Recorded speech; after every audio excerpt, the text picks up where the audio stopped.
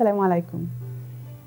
Some topics in the day-to-day life are easy and smooth and we handle them well with children, and then sometimes even when our relationship is very good with them, we get stuck with some topics that we find as sensitive or maybe uncomfortable or maybe difficult for us to talk about, or difficult questions that they ask that we are not always ready to have answer for. And that's totally fine. We will all go through stages where we are finding some conversations harder than others, and just acknowledging that it's hard sometimes is very important. So let's discuss how can we help our children with the difficult topics they need to learn about. How can we handle conversations that might be challenging or hard on us?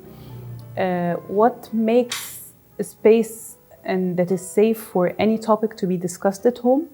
And when we're actually discussing a sensitive topic, how can we make it easier on us and on our kids?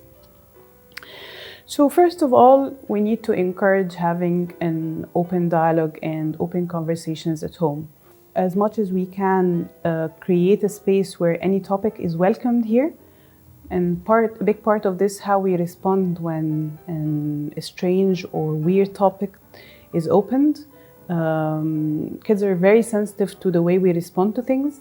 Sometimes they actually come and test us and see how we're gonna respond if they bring something unaccepted or against our beliefs, or a bit sensitive, or a bad word that they have heard. They come and see how we're gonna respond to this, to learn if they are gonna do more of that or not. So as hard as it might be sometimes, we need to try to control our response to that.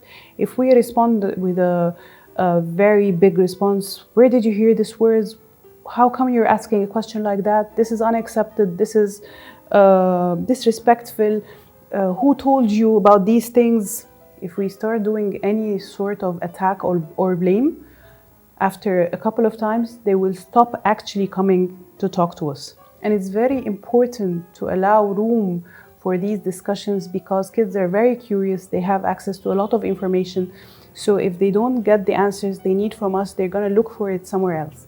So we have the opportunity to actually be aware of what's going on in their lives and encouraging them to open up and talk about anything, by making this space safe. What does a safe space mean? That I'm not judged, I'm not blamed, I'm not,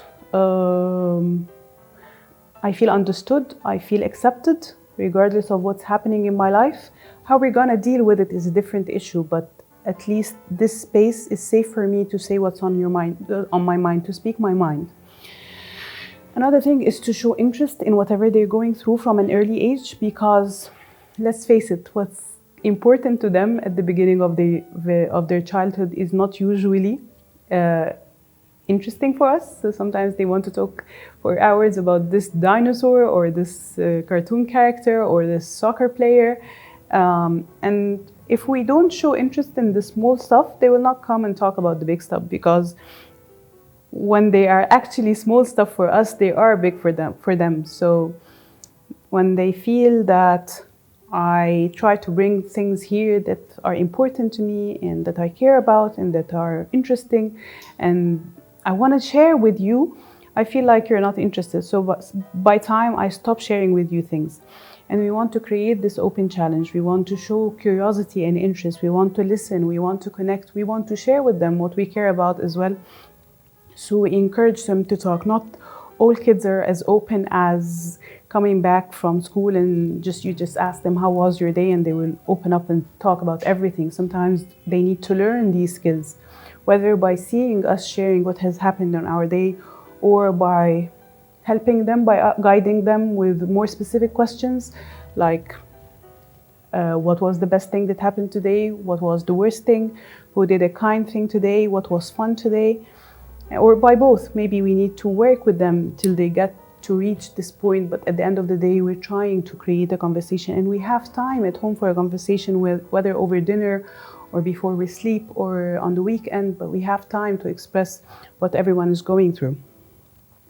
We need to actually encourage the idea of curiosity and asking questions. Sometimes asking too many questions is a bit boring for parents and frustrating, and we don't know all the answers.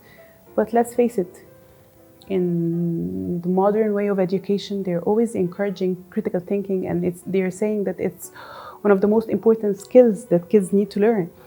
Asking questions, wondering about the sources, not being sure about everything they hear, and all this is very helpful and actually would help them question the wrong information that they're going to receive at times. So asking questions is actually a very important thing, so that we can acknowledge when they ask a question, I love that you ask good questions, I love that you think about things, I love that you do effort to understand things, because this can be a door to them discovering their potential, or learning to use their mind before following instructions from anyone. It's a very good skill, and it allows us to give them the information and the values and talk about the things that are important to us as well. And another very important part is remembering that waiting for something bad to happen and then we start talking about the issue is not always very helpful. And sometimes, because these talks are maybe awkward, like we were saying, or sensitive, like talking to kids about how a child is born, how a topic as big as questions they have about God, things that about other people.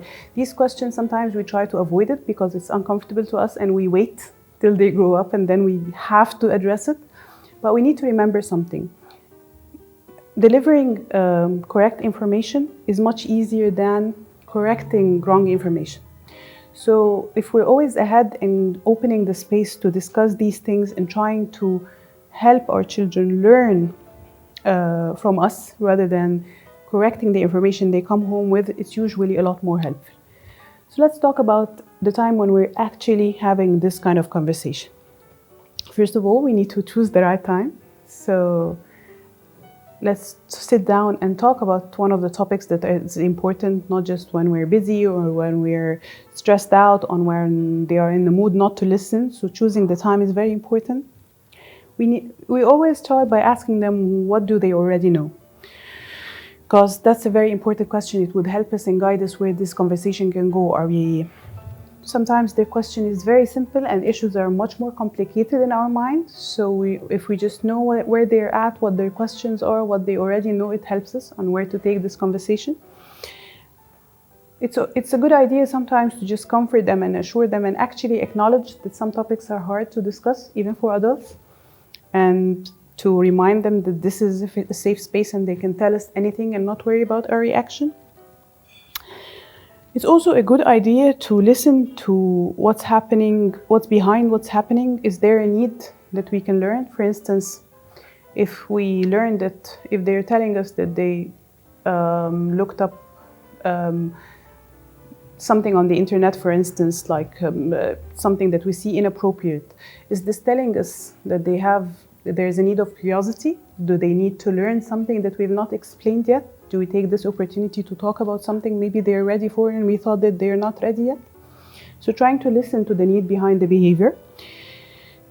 And at the end, we need to agree with them about our rules at this house, or remind them of how we're going to move forward, or what they're going to do if they face a situation like this again, or what they're going to do if someone told them something like this again. And always remind them that we will figure it out together and we are here to help them. We're not here to judge. We're not here to tell them what they did right or wrong. Our role is to help them through whatever they're going through. Thank you so much. Assalamu alaikum wa rahmatullah.